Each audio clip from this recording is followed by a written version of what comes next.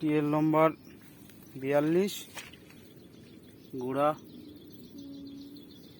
এই অবস্থা। এই ঘাটগুলো একটু শুয়ে দিলে হয়ে যাবে। না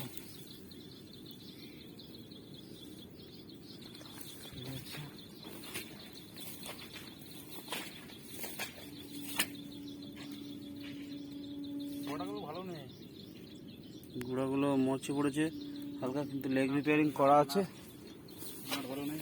লেগ রিপেয়ারিং করা আছে, অসুবিধা হবে না।